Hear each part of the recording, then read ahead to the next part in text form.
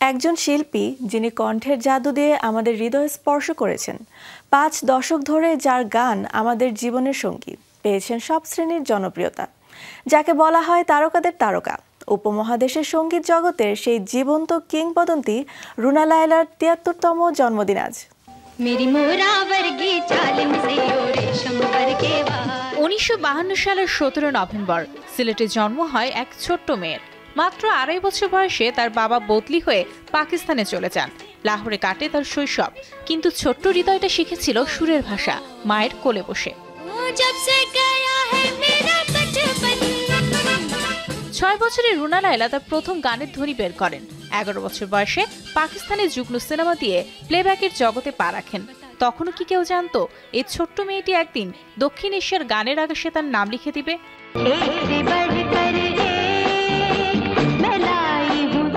1974 ভারতীয় চলচ্চিত্রে রুনা লায়লা প্লেব্যাক যাত্রা শুরু এক্স বার্গার এক্স সিনেমার মাধ্যমে। একই বছর স্বাধীন বাংলাদেশের জীবনসাথী সিনেমায় সত্য সাহা সুরে প্রথম প্লেব্যাক। এরপর বাংলা, হিন্দি, উর্দু সব ভাষায় একের পর এক সুপারহিট গান। দামাদাম মাস্ত কালান্দার এমন একটা গান যা তাকে আন্তর্জাতিক খ্যাতি এনে দেয়। বিশ্বজুড়ে তার খ্যাতি অবিস্মরণীয়। মাত্র 3 দিনে 30টি গান রেকর্ড করে গিনেস ওয়ার্ল্ড রেকর্ডে তার নাম উঠে যায়। 18টি ভাষায় 10,000-এরও বেশি গান সারা বিশ্বের মানুষ শুনেছে তার কণ্ঠের মায়া। রুনা লায়লা শুধু শিল্পী নন, তিনি এক জীবন্ত গল্প, এক অনুভূতি।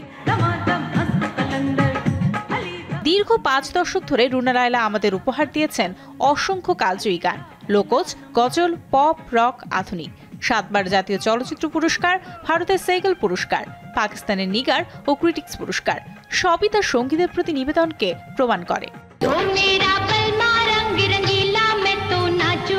আজও তার কণ্ঠ আমাদের হৃদয় আলোকিত করে, আজও তার সুর আমাদের স্বপ্ন জাগায়।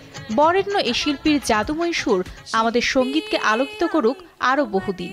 শুভ জন্মদিন রুনা লায়লা।